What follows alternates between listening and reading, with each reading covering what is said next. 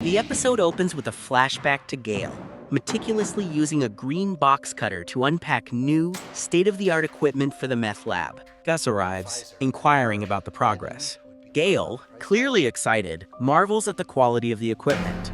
Gus sets a 2-week deadline for the lab to be fully operational. We see Gale has a folder marked Lab Notes. Gale mentions the blue meth Gus had him test. Gale says his own product is 96% pure, but the blue meth he tested is 99% pure. Gale insists there's a world of difference and suggests Gus hire whoever made the blue meth. It would be worth the money. Cut to the immediate aftermath of Jesse's actions, standing in Gale's doorway, moments after firing the fatal shot. A few moments later, Jesse is gone. A neighbor has called the police, and several people are investigating the apartment. Victor rushes in, quickly checking Gale's body, noticing the gunshot wound directly through the eye. He exits the apartment and sees a stunned Jesse still sitting in his car. Victor pulls his gun, gets into Jesse's car, and orders him to drive. Victor returns to the lab with Jesse. Mike asks Victor what happened, and Victor reports that Gale is dead. Victor also says that several people were at the scene when he arrived, so he couldn't search the apartment for any evidence. Victor admits that witnesses saw him enter to check the body, though he didn't think it was a big deal. Mike makes a call to Gus to report the incident. Meanwhile, Marie arrives at Skylar's house to deliver more of Hank's mounting hospital bills.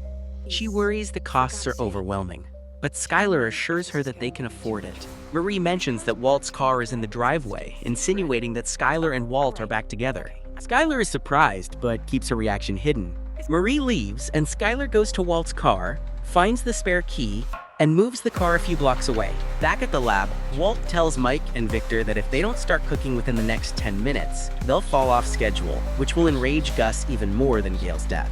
Victor then surprises Walt by removing his jacket and starts turning on the lab equipment and beginning to cook. Skylar calls Saul's office. His secretary goes to find him and discovers Saul on all fours, desperately searching for hidden listening devices. We then see Saul and his bodyguard at a payphone. Skylar informs Saul that Walt is missing.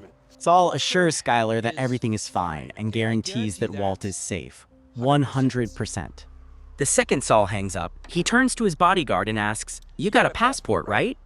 Skylar goes to Walt's condo and finds it locked. She calls a locksmith, telling him her purse was stolen so she can't get in.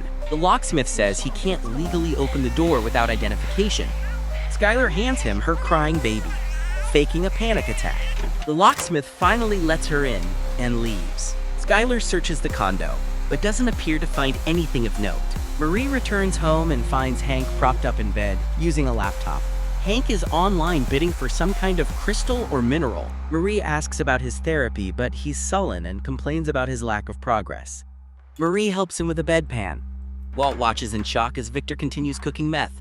Gus arrives. Without saying a word, he descends the stairs, walks to the rack of lab suits, and begins to undress. As Gus slowly changes into a protective suit, Walt starts talking, saying it's a tragedy that Gale had to die, but that he would do it again to save himself. Walt tries desperately to explain to Gus why he needs both him and Jesse alive. Victor confidently states he has been watching Walt cook for a while and knows how to do it himself.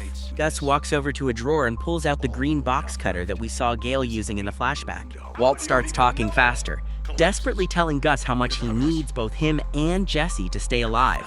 Gus stands silently next to Victor, staring at Walt and Jesse, before shockingly grabbing Victor and slashing his throat with the box cutter. Everyone is horrified. Gus calmly holds Victor as he bleeds out, some of his blood spraying on Walt and Jesse. Gus drops Victor's lifeless body at their feet and walks to another part of the lab to wash up. Victor's blood spreads and soaks Walter's shoes. Back in his regular clothes, Gus heads up the steps to leave. He pauses at the top and says, "Well," he says to Walt and Jesse, "get back to work."